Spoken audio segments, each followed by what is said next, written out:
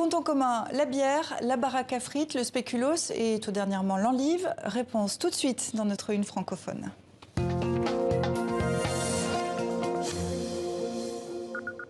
La bière, le frit de coq, le spéculoos et le chicon, tous ont été inscrits à l'inventaire du patrimoine immatériel de Bruxelles. Pascal Smet, bonsoir. Vous êtes secrétaire d'État au gouvernement de la région bruxelloise. Merci d'être avec nous depuis la capitale belge. On va commencer par le dernier arrivé. Le chicon est un légume assez récent, dérivé de la chicorée qu'on appelle aussi endive. C'est le légume en fait que tous les enfants détestent. Et vous, vous avez décidé de le mettre en avant. Pourquoi ? Puisque ça fait partie de la culture bruxelloise, depuis, c'est en fait d'une certaine manière inventé ici à Bruxelles. Aujourd'hui, la production, la cultivation de chicon en pleine terre, c'est assez rare à Bruxelles. Il y a encore petits endroits dans le nord de Bruxelles où ça se passe. Beaucoup s'est produit aussi plus dans la pleine terre, mais quand même, on veut le sauvegarder et surtout le souvenir à ça. Et c'est important en termes de culture, mais aussi dans la nourriture. Tout le monde connaît le chicon à gratin, tout le monde connaît le chicot à la braise, à la brabançonne, et finalement, quand on est un peu plus âgé, on adore. Et pour nous, c'est une manière de dire, c'est aussi être bruxellois, aimer le chicon. Alors, le chicon au gratin, c'est les endives au jambon, ça donne faim. Mais enfin, on a bien compris que pour vous, il y a peut-être un risque d'une culture et d'un patrimoine en déclin. C'est ce qui déclenche en fait cette démarche ? Absolument, c'est un peu un risque. Hein? Et il y a maintenant des confréries à Bruxelles qui ont demandé, on veut sauvegarder le souvenir, mais aussi les techniques du passé. On veut transférer ça à des autres générations.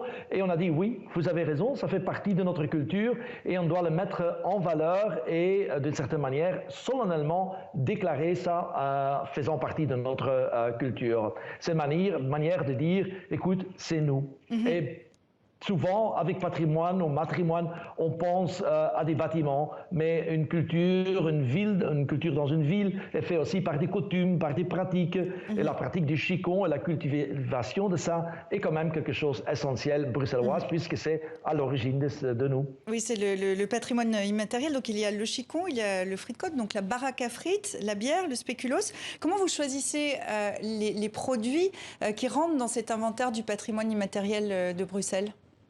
C'est pas seulement lié à la nourriture, hein, c'est aussi parfois des processions à la demande des gens. Les gens qui disent, écoute, on estime que c'est bruxellois, ça fait partie de notre DNA. Est-ce que vous voulez pas le protéger, le mettre en valeur? Et on a dit, on a fait un examen, évidemment, avec des fonctionnaires, et qu'on détermine comme vraiment faisant partie de notre culture, on le reconnaît en tant que tel, et on veut à l'avenir aussi beaucoup plus utiliser ça dans l'image de notre ville. Dans l'exemple des frites de coq, hein, les fritures, c'est vraiment typiquement belge, et en plus, les frites belges sont mieux que les frites français d'ailleurs. Oh là là.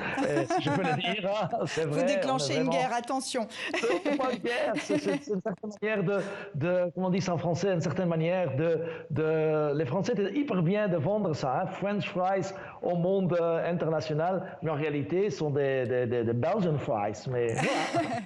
Alors justement, puisque vous parlez de ça, je lisais dans la presse régionale française que ça fait grincer quelques dents. L'endive, la culture de la baraque à frites, la bière, la tradition du spéculoos se revendique aussi comme emblème transfrontalier dans le nord de la France. Est-ce que vous leur coupez un peu l'herbe sous le pied ?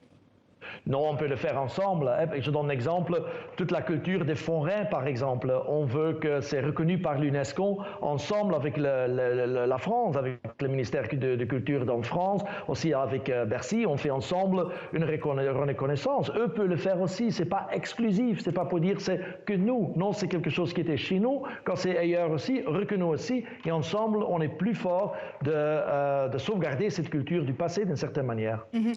Est-ce qu'il y a le projet de travailler main dans la main au niveau régional entre autorités belges et autorités françaises? Est-ce que vous avez un projet? Oui, c'est la culture des forains, hein, la kermesse, hein, c'est quelque chose qui a commencé dans le Moyen-Âge, qui existe encore fort en Belgique, en particulier à Bruxelles. On a chaque année 40 foires.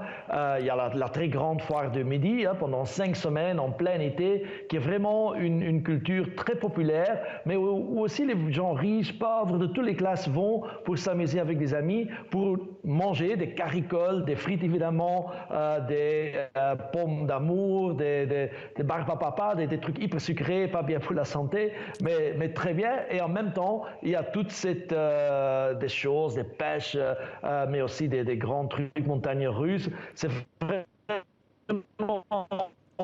quelque chose on va sauver ça. Exactement. Est-ce que quand vous inscrivez en fait tout ça dans votre liste, qu'est-ce que vous en espérez? Est-ce que vous en espérez des retombées financières aussi? Parce qu'on a bien compris qu'il y a toute cette idée de préserver le patrimoine, mais est-ce qu'il y a aussi un enjeu en retombées financières?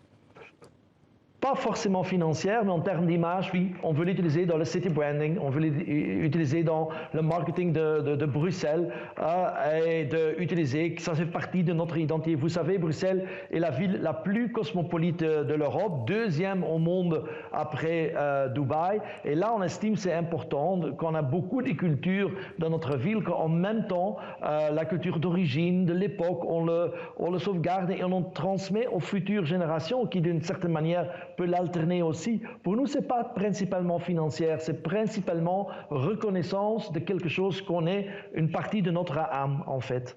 Et merci d'avoir livré une partie de votre âme sur le plateau de 64 minutes, Pascal Smet, secrétaire d'État bruxellois. Merci beaucoup d'avoir été avec nous depuis la capitale belge. À très bientôt.